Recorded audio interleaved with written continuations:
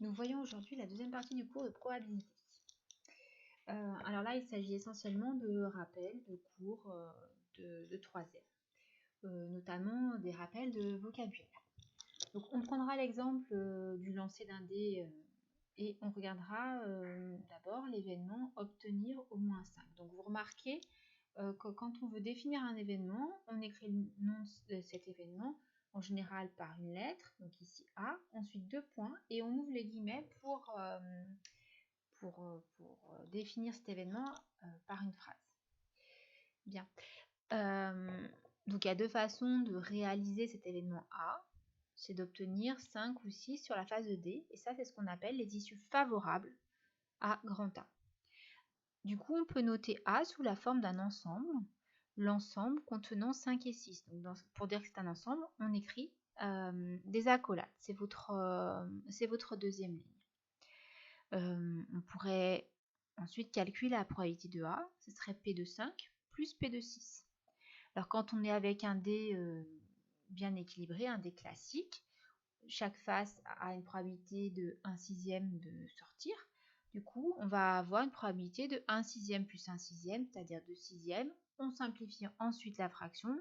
Ici, la fraction irréductible correspondante vaut 1 tiers. Si on reprend le dé truqué que nous avions dans la partie 1, on va ajouter les probabilités de 5 et puis de 6. Donc pour la probabilité de 5, nous avions 0,2, la probabilité de 6, nous avions 0,3, et dans ce cas-là, on a une probabilité de A qui vaut 0,5, qui est beaucoup plus élevée. C'est un peu le but du jeu quand on truque un dé, en général, c'est d'avoir les faces avec des gros numéros. Bien, nous définissons maintenant un événement.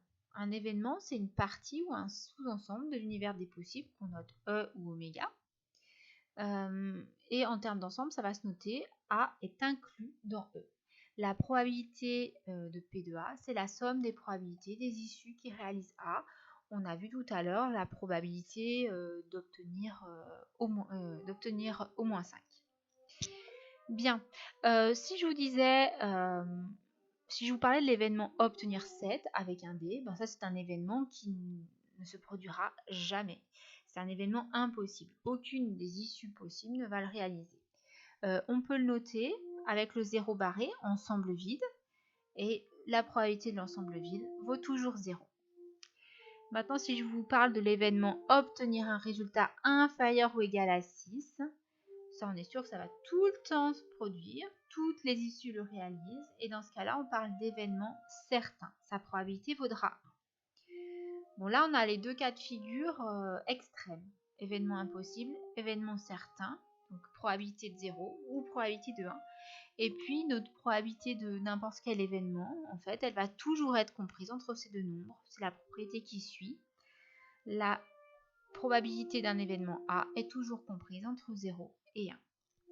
Bon, il y a des cas où on sait très bien calculer la probabilité. C'est quand on est dans une situation d'équiprobabilité, c'est-à-dire que toutes les issues ont les mêmes chances de se produire, et de se réaliser, je veux dire. C'est le cas, par exemple, quand on lance un dé équilibré. On a une chance sur 6 d'obtenir chacune des faces. Et dans ce cas-là, pour calculer la probabilité de A, on va regarder le nombre d'issues favorables à A. Tiens, il y a un petit V qui devrait être un B là-haut, divisé par nombre d'issues possibles dans E. Je reprends l'exemple 1 pour P de A. On avait deux issues qui réalisaient A, c'était obtenir le 5 ou obtenir le 6. On divise par le nombre total d'issues possibles, il y en a 6. On simplifie cette fraction, ça fait un tiers. Voilà. On passe à la partie 3, des calculs de probabilité. Alors, il y a des petites définitions d'événements que vous avez déjà plus ou moins vues.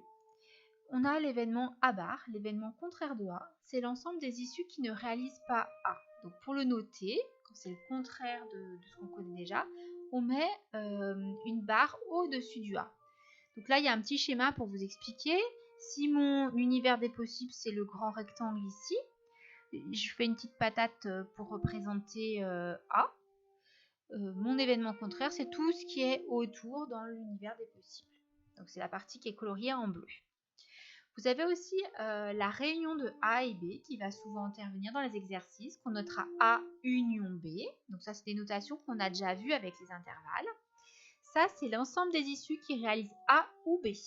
Soit l'un, soit l'autre, soit les deux à la fois. Donc là, j'ai dessiné l'ensemble A, l'ensemble B. Et du coup, A union B, c'est la partie coloriée en bleu. Donc vous voyez, c'est ceux qui sont dans A ou ceux qui sont dans B.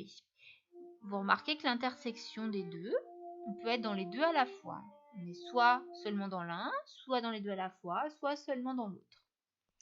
On a enfin l'intersection de A et B, notée A inter B, qui est l'ensemble des issues qui réalisent A et B, les deux à la fois. Donc cette fois-ci, c'est la partie qui comprend, enfin sur lesquelles les événements A et B se rejoignent, sont l'un sur l'autre. Voilà. Alors, on reprend un exemple pour notre lancer de dés. On reprend notre événement A, obtenir au moins 5. On prend un deuxième événement B, obtenir un nombre pair. Donc B, les issues qui vont le réaliser, ce sera 2, 4 et 6. Si je m'intéresse, si on vous demande quel est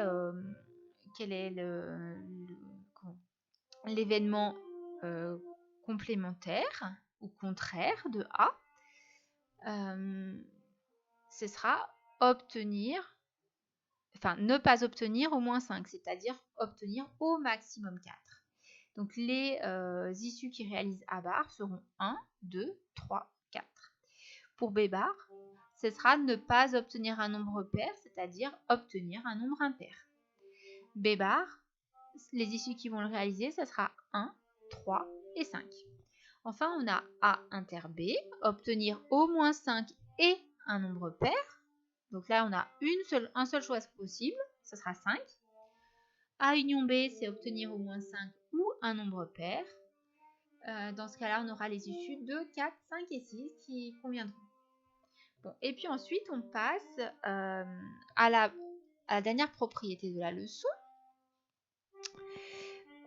La probabilité de A bar, c'est 1 moins la probabilité de A. Donc ça, c'est quelque chose que vous connaissez, que vous avez déjà utilisé au collège, plus ou moins intuitivement. Et enfin, on a une dernière propriété très importante, c'est celle-ci.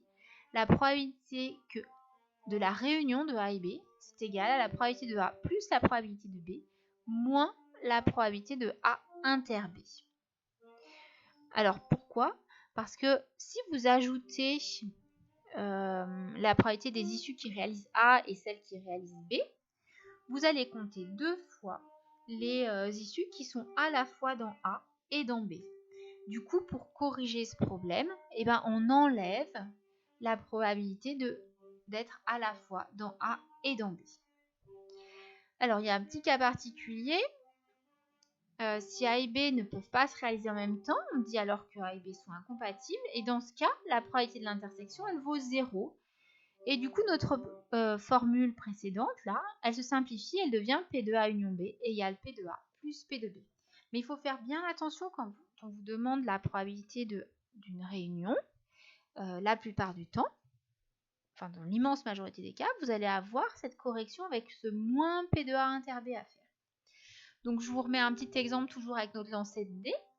Si on veut calculer P de A bar, ou P de A union B, on va avoir deux façons de le faire. Alors là, on choisit un dé équilibré. Première façon de faire, je regarde qui est A bar. Donc là, A bar, c'était obtenir au maximum 4. Donc les issues qu'il réalise seront 1, 2, 3 et 4. Du coup, P de A bar, ça sera 4 sur 6, puisque j'ai 4 issues parmi les 6 qui vont réaliser cet événement. On simplifie, on obtient 2 tiers. Deuxième méthode, avec la formule qui vous est proposée précédemment, P de A bar, ça sera 1 moins P de A. Et P de A, on l'a déjà calculé tout à l'heure, c'était 2 sixièmes, ou 1 tiers. Et au final, on va retomber sur le même résultat, c'est-à-dire sur 2 tiers. Pour A union B, on peut chercher quelles sont les issues qui réalisent A et B. Donc, on a déjà fait la liste plus haut, c'était 2, 4, 5 et 6. Du coup, on se retrouve avec 4 issues parmi les 6, donc une probabilité qui sera de 4 sixièmes ou de 2 tiers. Maintenant, si j'applique la formule qui m'est donnée dans la leçon plus haut, P de A union B, c'est P de A plus P de B moins P de A inter B. P de A, on l'a déjà calculé, c'est 2 sixièmes. P de B, on l'a calculé aussi, c'est 3 sixièmes. Ou alors, tout du moins, on sait qu'on a 3 issues sur 6, je sais plus. Voilà. Et ensuite, P de A inter B. Dans A inter B, on avait vu qu'il y avait une seule issue qui réalisait cet événement. Donc, une probabilité qui va être de 1 sixième. On fait le calcul, on tombe sur 2 tiers, comme précédemment, en faisant la liste des issues de A union B.